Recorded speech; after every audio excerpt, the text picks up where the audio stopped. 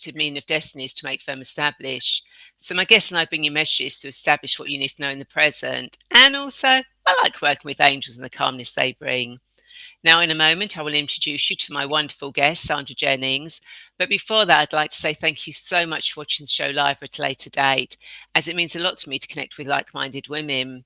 Now, if you've never met before, then my name is Ray, and I love to help women to crossroads in their life, heal their past, create their future, and transform their present, so they can take charge of their destiny in the here and now.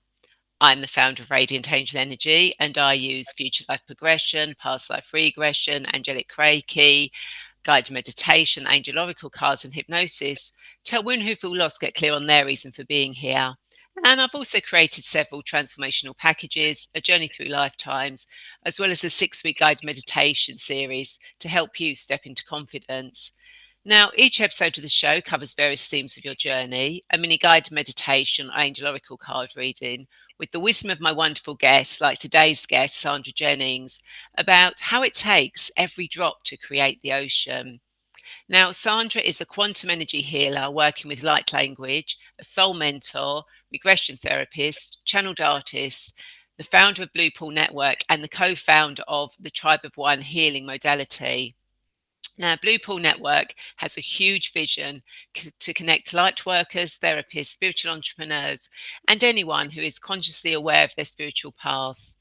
The aim is to create a community, collaboration, assistance, and support through their spiritual journey with healings, programs, online courses, webinars, and an online directory of holistic businesses. Now, Sandra will be talking about her vision for Blue Pool Network and the story behind the vision. Now, there is a lot going on behind the scenes, and Sandra will give you an insight into what she's been working on and what is coming up for both Blue Pool Network and the Tribe of One, and how you can get involved. Now, these are extremely exciting and transformational times, and Blue Pool Network is a means by which we can come together in unity to create the changes we want to see in our world. You know, it takes every drop to become the ocean, and the story is really interesting. So without further delay, hello, Sandra, and welcome to the Angels Destiny Show. How are you today? Hello, Ray. Thank you very much for inviting me on here. It's an absolute pleasure. So thank you. I'm very well, thank you. Yes. Brilliant. After a few minor technical difficulties we just had. Which sometimes happens, but you know, we get here in the end. Yeah. So before we get into this fascinating conversation, I want to remind you that not only can you share this video, but you can also ask questions, leave comments and thoughts, as both Sandra and I want to be part of this conversation. So please do not be shy. So Sandra, why don't you tell us more about your journey and how we can become part of the ocean?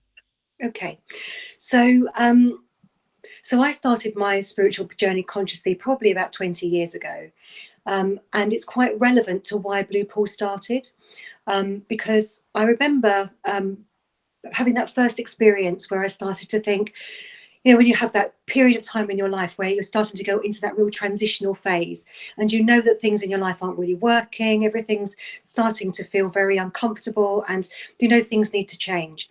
And of course, as they always say, when the student is willing, the teacher comes. And somebody said to me, "Do you want to go and have a Reiki healing?" And I was thinking, I don't even know what a Reiki healing is, but it sounds quite interesting. So I went along with a friend and met this amazing lady who started talking about all of this stuff that just absolutely resonated with me. And so from that moment on, which was, I say, probably over 20 years ago now, I was just an absolute sponge for anything spiritual. I just wanted to understand everything, did loads of workshops, loads of courses, and always felt that I wanted to be working in some way in a spiritual sense, but didn't really know what that was going to look like. And then life had very many different twists and turns for me, and was there was a lot of quite difficult stuff to go through. And so I actually thought at that point, when am I going to get onto my spiritual path? But of course, you then realise that actually it's coming to you in that way because you're on it, whether you like it or not. And so realised that I had so much learning from all of the experiences that I had. But it wasn't without when I got to a point where I was actually looking at what I was going to be doing moving forwards, it started making me think about the time that I first started my journey and how difficult it was actually to find the right people to connect with, the information, and it felt very scattered. And you could go to London or you could go to Glastonbury, but it felt that unless you did those things, it was really difficult to actually find local connections. So when Blue Pool was started, that was sort of the intention behind that's the seed that sowed it, really. But it's actually a much more it's a much more interesting story than that, because of the name Blue Pool, where that actually came from. So that brings in my husband. So so Steve and I were married only last year, actually, but we've been together for about 8 years now. But just prior to us meeting, about a year before, Steve had quite a serious road traffic accident. So he had a traumatic brain injury. There's an awful lot to it, but in summary, he was in a coma for 8 days. And during that time, he experienced all sorts of so many different experiences. But there was one really pivotal one that he brought back with him, with some quite dark stuff. And when he was coming back, he had to almost go through this journey that felt like eternity to come back. But when he was first in the coma, he went to this place that he said he's always described as being almost like being in this really supported pool of blue water. But he said the water was also like light. It was also very, it had this viscosity to it. So he felt totally supported. And it's from having the human language to try to describe it was really difficult to actually get across the sense of it. But obviously, after many conversations and me digging and digging and digging, we eventually sort of got to the best understanding of what that felt like. And what he's explained is that he felt like he wasn't a physical being anymore at that point. He was a point of consciousness, but he was also the whole. So this is where it takes every drop to create the ocean, is what one part of it is, that he was very aware of being an individualized aspect of consciousness, but also the whole consciousness at the same time. And that was this place of total bliss, love, support. So my sense is that he'd really connected into that God consciousness, that unity consciousness, and that's what he experienced. And he has a conscious awareness of knowing he had a choice as to whether to come back or not. And he decided to come back, and because he felt that he had a responsibility, but he didn't know himself as Steve. He just was aware of having to come back, and he didn't know what the responsibility was. So, and I think now we understand more. We've actually understood that so much of what we're creating now, it's almost like he had to experience that for us to have the understanding of what we're creating. So it's almost like the responsibility to come back was to bring back with him the information and the knowledge. So then, we met. We actually both worked as estate agents, and we worked together. We sort of ended up working together because he then, subsequent to that, had epilepsy. So it meant that we had to sort of bring our lives together and do lots of stuff in a different way. So we learned to work together, and Steve always did a lot of, he worked in financial markets and foreign exchange before, so everything very different for him. Yeah. Then sadly, with all those interesting things come in sometimes strange packages. So he had something, this is about coming up 3 years ago now, he had something called status epilepticus, which is looping seizures. And it was one night we were in London, and he had this seizure that then went on. He ended up having to go into intensive care. They had to basically shut down his brain to stop the seizures from looping. Wow. And it was all quite extreme. And at that point I went, that's it. I am done with being an estate agent, with all of this stress. And I'd felt for some time that I really wanted to work in a completely different way, but didn't know what that looked like at all. So, and so subsequent to that, Steve's health was, it took quite a long time for him to come back to a better state of health. And so this is still going on. We have an ongoing, we're having to manage things in a different way. Yeah. But what that actually did was actually create the platform for us to go, right, what do we want our lives to look like? So it gave me, in a very roundabout, strange sort of way, the opportunity to create something. So I did a lot of work on myself, because I knew that if I was going to work in this way, I had to work on myself first. So I'd been doing that for some time, but really threw myself into it. Did a lot of work, a lot of courses, a lot of clearings. I trained as in Beyond Quantum Healing. And interestingly, I then, actually went for a healing with Nicola Russell, who I now actually work with in Blue Pool. And I didn't even know what light language was. And went along to her for a healing, and she said, "You're going to be doing this in a minute." And I'm thinking, I don't think I am, because that sounds a bit crazy to me. And the next thing, all of a sudden I felt this energy just coming through, and it just came through me. And then that sort of unfolded from there, and then the artwork started to come through, etc., etc. But Blue Pool, it was just after that Steve and I started talking about having this vision for creating something where I was looking around. Because of where I was at that time, I'd met various different healers, therapists around the local area, and I just thought, all these people are amazing, but they don't know each other. And it felt very disconnected, like there's all these people doing so much amazing work, but the connection wasn't there. Yeah. So I just thought, there must be a way that we can actually connect this, because for two reasons. One, there's so many amazing holistic practitioners, spiritual entrepreneurs, all sorts of doing all of their amazing things, their individual piece of the puzzle, and shining their light and doing the best that they can. But the support network isn't there. And so it was on that side of it, was one element of it. But then there was also the other element of it, that was me 20 odd years ago, thinking, well, where do I find all this information? Where are all these people? So I thought, well, I just need to get them all together. so we started about 2.5 years ago, and we had a couple of in-person events, which were amazing. This was all in East Malling and Bradbourne House. But then, of course, we had the dreaded COVID came along, and so those face-to-face meetings just had to stop. But it didn't stop Blue Pool behind the scenes in terms of understanding what it was going to be. So I started really, I guess I needed to evolve myself to be able to know what this needed to become. So the work continued on myself, doing more work, doing more paintings, doing all sorts of different things, but still having this vision that was growing in my mind as to what do I need to create.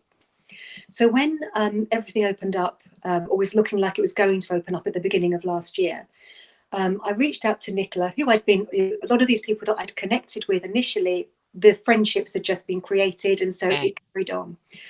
I reached out to Nicola and said, do you fancy doing some in-person events together? Because I thought, well, if we can do the light language together, that will be a way that we can do some healings. So we've been running these events in Bidden. We've been running them once a month for the last sort of 6 months or so. But we're now at a point where we're shifting and changing those events. So because we've realised that the in-person events, as amazing as they are, they're only connecting so many people. Yeah. So it's not that we're going to stop the in-person events, but we know that this needs to be a much bigger vision. And over this last 3 or 4 months, so much more information has been coming through about what that needs to look like. So we're currently in the process of having a website created. And to give you an idea of what the website is going to be, because this is really the vision of Blue Pool coming together. So the website is going to be, one, it's going to be a directory of practitioners, so that it doesn't matter where you are in the world, you can just search for whatever it is you're looking for, Reiki practitioner in Sydney, Australia, or reflexologist in New Zealand, whatever it is, in Auckland. And then it will be a directory of practitioners wherever you are, and each of those practitioners will have their own profile page. So you can have a look and see what they offer, and find somebody that's local to you. But equally, we are creating a library of information. So there would be affiliate members, which are people that we have come across that we really value and recommend their input. And so they will be creating online content, so that there is information there about all sorts of different types of things.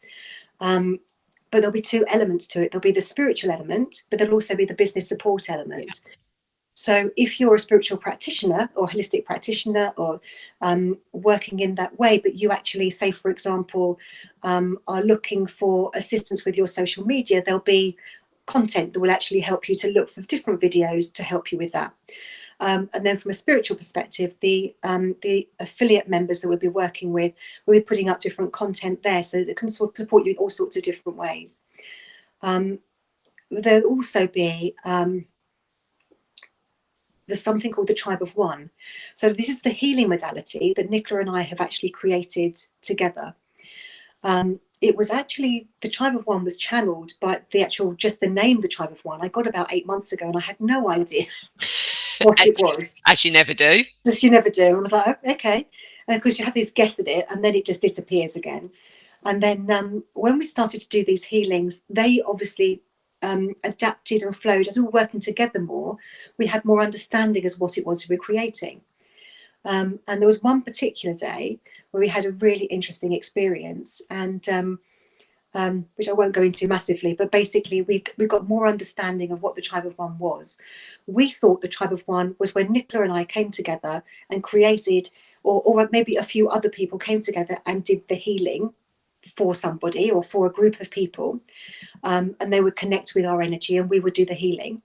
What we actually then realized was that the Tribe of One is not actually Nicola and I. The Tribe of One is anybody who is connecting with us. We become the Tribe of One when we actually work like this. So what happens is that Nicola holds more of a masculine energy between the two of us, with a more of masculine energy, and I hold more of the feminine energy. And so we connect our energies, and we become like an amplification into the unified field. And so then everybody connects into us, and so we raise our frequency to become like an amplification. Yeah. And then we connect into the unified field to bring the light through, to dissolve the density.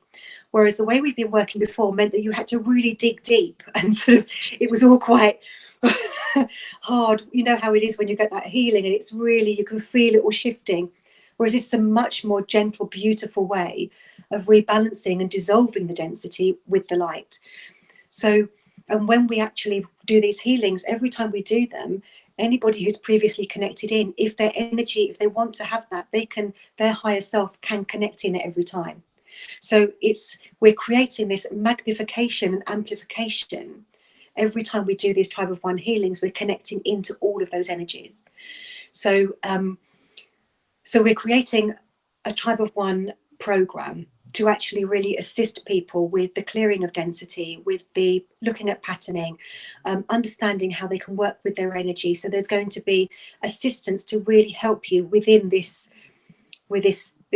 your experiences, to be able to really work with stepping into your sovereignty, creating your own life of abundance and clarity, and to connect to your soul purpose, to connect to the truth of who you are, to clear the distortion. So that's what the program fundamentally will be about, all of that, how it can really help you to step into who you truly are, to create your best life, and to shine your light brighter. So every time we do this Tribe of One, we've actually did a couple of weeks, so the 22 to 2022, yeah, we actually did a healing from the Roslyn Chapel, and we had a lot of people that connected in at that point, and it was a global connection, and it was absolutely beautiful. So it's the connection through the healing. There's also going to be online courses, so of all sorts of different things. So it's a whole platform of learning, understanding, connection, information. So and we'll be going around to different places with the Tribe of One healing, so that you can connect with us wherever you are. So there's a whole lot that's coming. The website is currently in the process of being built, and it's a huge mammoth task. yeah, as websites can be. As they can be, and there's so many different elements to it. But I feel like the most important thing to me is that we're going through this huge shift and this huge transition, and each of us, if we're following this path and we're consciously aware, we all want to do our absolute best to connect and get our message out. So if Blue Paul can support in bringing people together, to be that hub of information, to be the place where people can find information and practitioners and support, then what we can do is if we're just doing something to just help everybody shine their light that little bit brighter, bring us together. So the whole point about it takes every drop to create the ocean is that each of us in individuality are having this amazing experience. But when we come together, we're so much more powerful. So that's really the message behind Blue Pool. Yeah, and it sounds amazing. I mean, Eric, who's watching on YouTube, says hi, and he actually says, Sandra, that sounds amazing. I love what you're doing. Thank you. Thank you. And then we've got Debbie on her Facebook who's watching us all the way from Morocco. Okay. Over there, and you're right about the energy coming together, because again on the 22nd of the 2nd 2022, I did my own healing thing as well, and it was absolutely amazing. And I think because there were so many of us doing things at different points during the day, I think we probably covered the whole 24 hours of that day around the world. Absolutely, And yes. the energy, I mean, I came off the guided meditation that I channeled, and literally I was buzzing with all the energy that, because we connected with every single light worker energy around there. Yeah. And which just goes to show, when we all start working together, it's amazing what we can create. I mean, and Debbie says, brilliant work. That you're doing this, and that. So are you still going to be doing your paintings? If are you going to be Yeah. so busy doing, getting everyone together? Yes, no, I will be. And actually, I've started doing quite a lot of images now on more digital art as well. So what I'm going to be doing on there, we're going to have a shop on there. So I'll be selling my digital artwork. There'll be Blue Pool, because we've had a Blue Pool light code created. That a beautiful lady, I don't know if you know Rosa Maria Marquez, who does these amazing light codes. And she's so talented. She was actually a guest speaker at one of our events, and she's created the logo for Blue Pool. And she is, so we're going to be having sort of branded products effectively, because what I thought it would be great to do is, because these light codes obviously raise our frequency. Yeah. So if we can have T-shirts and we can have, those images starting to be around, that people just see them, all of those things are actually upgrading our frequency. Yeah. So there'll be the artwork, and I'm going to continue to do the artwork because I love to do the artwork. And so I'm going to be offering them as digital images to download on the website, rather than them having to sort of only one or two people seeing them. Yes. And because they've got the codes in them, of course, the more people that see them, the more it's assisting in the upgrading of the frequency. So yes, they'll all be very reasonably priced. They'll be on the website, and you can just download the digital image, and then you can have it in whatever form you want it in. Yeah. So, which is absolutely brilliant. That, and that's the brilliant thing about technology. And if anyone's watching, you've got any questions that you want to ask Sandra about what she's creating, then please feel free. You've got this opportunity to do it while she's here, and at the beginning of something that is so needed. And it seems to be the collective energy, because I also know of other people in other places that are trying to get light workers and therapists together now. And it is kind of like, it's time to stop working individually. Yeah. Now Exactly. it really is the time now for everyone to work together, whether they're on a spiritual path or not on a spiritual path. Absolutely. It doesn't matter in what way, because it's like we're doing things in a way that resonates with us, but there are so many other people that don't consciously consider themselves to be on a spiritual path, but they're doing the things in their communities. They're all coming together to support each other in the way that they actually feel is resonates with them. And of course, everybody on this planet is on their spiritual path. We just don't obviously realize it until we get to a point of going, oh, so that's what that was about. But of course, everybody is doing it, and as the energies at the moment are so strong, everything is shifting so rapidly, and so more and more people are just getting this feeling of wanting to create communities, to support each other, to do to sort of come back to those more sustainable, what we would probably perceive as old-fashioned values, but they've been so lost and so diminished through this sort of really technological age where everybody has been busy and off to work, and then you just literally have that sort of rest time at the weekend. But we've had that time during these sort of lockdown periods, it's given people the chance to reevaluate and start to look at what's important. And it's that the energy is coming in, and the shift of consciousness because of those things is meaning that people are starting to collaborate and to connect in all sorts of different ways, whether they're consciously aware of why that is or whether they're not.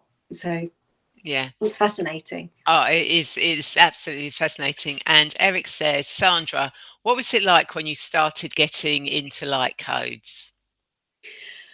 So it was very interesting when it first happened, because I hadn't got the first idea of what was going on. So so basically, I didn't know what light language was. I've always been a bit like, oh, that sounds interesting, I'll give that a go. Yeah. So I went along to Nicola because a friend of mine had gone and said she speaks in this really strange dialect, but it was brilliant. So I went along, and when it first happened, Nicola was speaking in this dialect, but it didn't seem, it felt very familiar, even though I'd never heard it before. Yeah. And the when it started to come through me, it was just as if I'd always done it. It was a very strange sensation. I felt the shift in energy because Nicola just said, just join in when you're ready. And so of course I'm going blah, blah, blah, blah, blah, blah, blah, blah, just being silly, you know. And it was almost because I was using my voice, gave the higher aspect that was working at that point the opportunity to use my voice to actually step in. And so all of a sudden I was listening to myself doing it and going, well, that's not coming from me, that's coming through me. That's really interesting.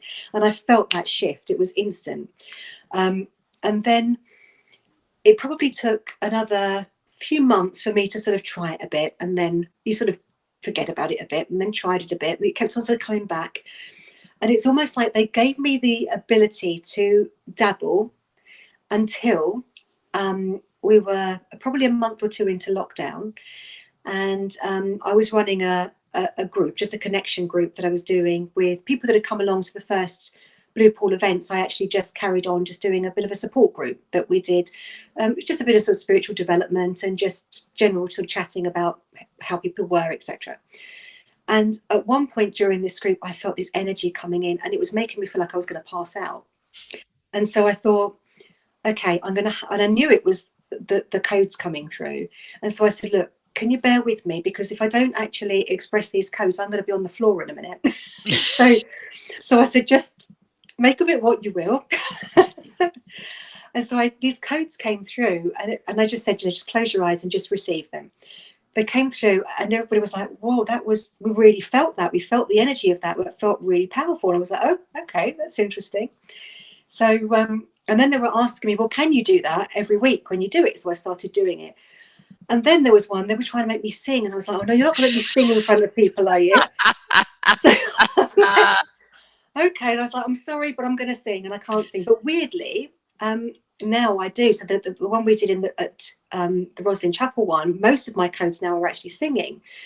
But I can't sing. It's like I'm not normally a singer, but somehow when those energies work through me, they use my vocal cords in a way where I can seem to sing. Or maybe I can't so much. Maybe it sounds quite good in my own head, but I don't know. But certainly I know that a lot of my codes come through from these really divine feminine energies. And so it's making me use my voice in that way. So it's been a journey of understanding and basically going, okay, I'll do it then, because it felt a bit strange to start with. But then the more that I did it, and the more that I became comfortable with it, the more that I just let go. So now I just trust that the aspects that work with me, so sometimes it's galactic, sometimes it's angelic, sometimes it can be the ascended master. So I know sometimes I connect with Mary Magdalene and Mother Mary, and so it just depends on the energy that's working through. So I get a sense of the energy. but these all feel so beautiful, so divine, and so connected. Whatever it is that I'm working with, I've got so much total trust in what's coming through that it feels almost like it feels like being a trance medium, I guess. I don't know, because I've not been a trance medium. Yeah.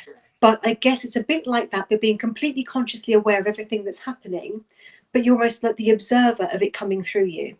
So it's very difficult to explain. It's almost like being the puppet and the puppeteer at the same time. It's an interesting one. So the codes, as they're coming through as dialect and as singing, and as I work, also do template work, so recoding templates. So that's all the finger codes. But then when I draw them, that was just something where I was woken up in the middle of the night and just said, get a sketch pad, and it just started moving my hand to do these codes, and they just started to come. So it's almost like a journey of discovery that just unfolds. The more that you trust it, the more that you play with it, the more that you I think trust is the biggest thing. The more that you just trust it and allow, the more that it unfolds. Yeah. So, I totally agree with with trusting it. And Susie says, "Good evening, ladies," and Debbie says, "Amazing." But yeah, trusting is so important. You know, I mean, I don't really. Every now and again, I might do like language, but it's not a major thing for me. But if I'm toning, and that, or I'm walking through somewhere, and it's kind of like, oh, I don't know, and I start toning, I can reach high notes, which I've got a deep voice. If I was to try and do that now, there's no way I could hit those notes when that's comes through. And it's, yeah, I could be walking through a tunnel by a river or something, and maybe the energy's a bit dense or something, and then suddenly I'm kind of like, you know, I'm toning in there, and it's like, okay, I'm meant to do this. Hi, as person walks by. Hi. That maybe they needed it. Who knows? But it is about trusting what comes through when you're actually doing. And I think that's where a lot of therapists or people on the spiritual path, they kind of like, we get in our own way sometimes, because we kind of like start thinking about it all. What was that? Should I have done that? Shouldn't I have done that? Whereas really, if we just go, okay, this is what's coming through. I mean, I never know what's going to come out of my mouth when I'm working, when I'm doing cards or working with clients or anything. And afterwards, I can't really remember what I've said. Yeah, exactly. Yeah. Yeah, and I just trust. And I think that's exactly right. When you're in the moment of that flow, you're not in that part of your brain that's consciously aware. So like you know what's coming out. You can hear yourself say, you know, it makes sense, but it's almost like it's coming from a higher aspect of you. And so it's again, it feels as if it's coming through you rather than from you. And then afterwards, I feel exactly the same. It's like quite often afterwards, I really have got no idea what I've just done or talked about. So I've got a bit of a vague recollection, but I couldn't, go back over it again because it's gone. It's in that now moment and it's gone. Yeah. So do you find that, when you get guided to do the light language, is it just something that you'll just be doing something normally every day, bit of work, and then suddenly it'll come through? Or is it, okay, I'm doing a workshop, so I need to bring in light language? It's very interesting because it feels very much that it's there when I want it. So if I'm doing a workshop, it's like, so if I'm thinking about something where I need to just sort of clear density from my own energy field, I can just start it, just do it, and it's just there. So it feels like it's an innate part of me now that is just there as also almost like it's just there waiting in the wings for when it's called upon. So so I don't feel like I need to consciously really tap into it. It just is there. But sometimes it comes very impromptu when I don't expect it. So, for example, when we were at Roslyn Chapel, so Nicola and I went to It's the place, it was a temple that's just outside of Roslyn Chapel, where the Knights Templar, it was the initial temple for the Knights Templar. And we were there, we were both walked up and we stood at, because there's no roof on it, so there's an open doorway. And we stood in front of the open doorway, and it was so bizarre. We were both literally anchored on the spot, and we both immediately started channeling the light codes, but they were the same dialects at the same time. So everything was, and I was listening to Nicola sort of going, oh, that's really weird, she sounds exactly like her. And so we were both consciously aware of the fact we were doing the same thing. So clearly we were anchoring something in that place at that point. What that was, don't know. We just obviously needed to be there in that moment in time. And so once we got there, they basically just were like, right, we're here now.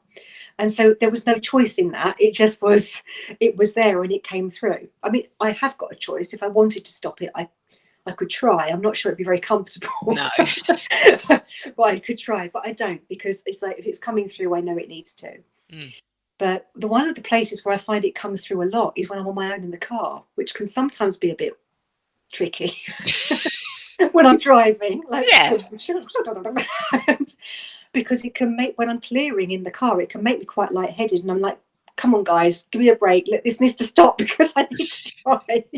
So, but yeah, it's I feel like it's always there, but there are times when it comes in because they want it to happen at that point. So it's like a combination of the two, really. Yeah. And something that just literally just coming into my head is that we actually need to start clearing the Templar energy. It has been prevalent for too long, and I can't explain it, but it needs to be cleared. Yeah, we had a lot of interesting experiences to do with the Templars, because Steve, so my husband, very, very connected to the Templar energy, to the point where it was very interesting, because a lot of language that he uses even in this lifetime didn't feel right for this. He'll be talking about being in the cloak and yielding, and it's like, who uses those sorts of language? So and then we worked out that he was very connected with the Knights Templar. And so when we went to Roslyn Chapel, we actually had there were 7 of us there, and we knew there needed to be 7. And it was funny because we didn't know which 7, but people were going to come, and then they dropped out, and then somebody else stepped in, but we ended up with the 7. But Steve was the only man.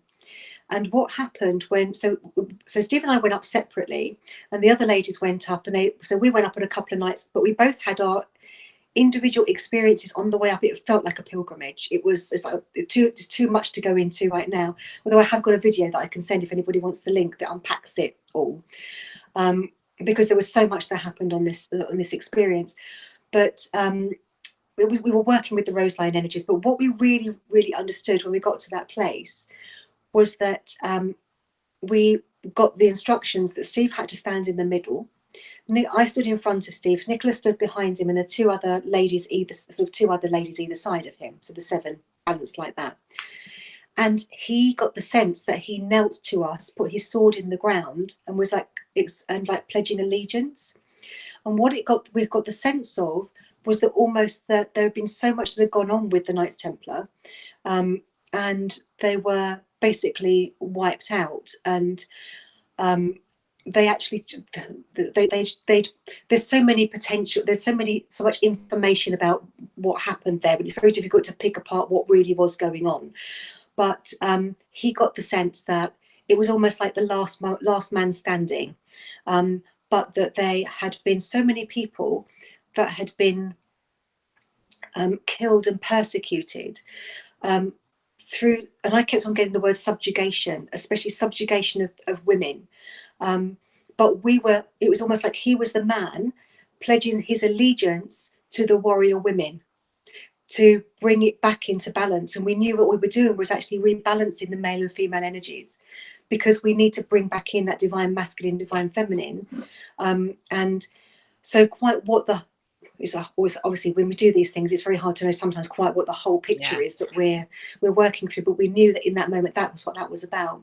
And one of the ladies that was with us, she saw a fleur-de-lis, and when she looked it up afterwards, she saw that it was the Knights of the Fleur-de-Lis were basically the remainder of the Knights Templar and some female knights that had come together to create the fleur-de-lis, which was a balance of knights between male and female energies. So we were obviously playing out something that was connected into that rebalancing of the male and female, the divine masculine and divine feminine, which has been so distorted for so long. So yeah, it's absolutely fascinating. It is, yeah. And whilst you were talking about that, I was literally getting shivers. Literally all the way through. So yeah, lots of healing work on that going on at the moment, especially with a lot of stuff that's going on. That's connection to that. So as you know, I do guided meditations and angel oracle card readings, and each week I like to ask my guests what they would like me to do for them. So Sandra, for you and those watching, would you like me to do a mini guided meditation or pull an angel oracle card? I think an oracle card would be lovely. Yes. Oh look, I've got them in my hand. It's okay. So what does Sandra and everyone... Now, of course, when I do the cards, everything I work on is I work for what we need to know in our present. So even though I work with the past, when I take people back to the past, it's what they need is they heal the stuff from the past so that they can be fully present.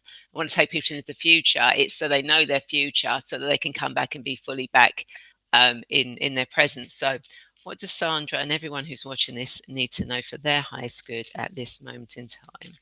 What does Sandra and everyone who's watching this need to know for their highest good at this moment in time? Okay, so we'll have that card because it decides to flip out, and Debbie says, "Love a card." That's interesting. It is. So the card that decided it was going to come out is Grace and Gratitude. Through gratitude, joy expands. Isn't that a perfect card? Absolutely beautiful. Yeah. Especially with what we've been talking about as well. And it is kind of like saying, both you, Sandra, and those watching, it's confirmation. We need to have grace and gratitude for what's going on in our lives at the moment. But we need to see it with joy, even in the darkest things that might seem to be going on. We need to find the joy of gratitude even in the smallest thing, that smallest pinpoint of light, even if it's the most darkest thing, but you wake up and the sun's shining, and that's what they're reminding everyone, is to find that joy of gratitude even in the smallest thing, no matter what is happening, and that will start expanding the light and making the light bigger. So that there's more gratitude and joy and happiness actually coming into your life. Yeah. So yeah, absolutely perfect, and confirmation, with what you're doing, and that, it's being done with grace and gratitude, that all this stuff is coming in for you and having fun and playing with it. Absolutely, yeah. I couldn't be happier. I feel so blessed to be able to be on this journey. It's something that feels so me. It's so true to. It's like it's not for any other reason than I feel so much desire to create it. It's just all coming from that real desire to create something better, something to assist, and I'm so grateful to be in a position where I can. So yeah, absolutely, the card is absolutely perfect. It is. Oh, you're welcome. So I hope everyone that you've enjoyed this conversation and found it insightful, as I know I have. So Sandra, if people want to connect with you, how do they do that? So a number of ways. So there is a Facebook group. There's a Blue Pool Network Facebook group, so you can join the Facebook group. There is so I have my email address that you can always contact me by email, which I can give to Ray, and that she can sort of put at the bottom if needs be. The other thing is that there is a Bluepool Network, bluepoolnetwork.com. If you type that in, there is a website page up that says be the first to know when the website is live, so that if you fill in those details, then you'll get notified as soon as the website is available. I'm also on Instagram as Sandra at Bluepool or Bluepool Network. So there are a number of different places that you can find us, and wherever you are, we're currently doing. So we've actually got something coming up on the 21st of March, which might be of interest because it's actually a distant healing.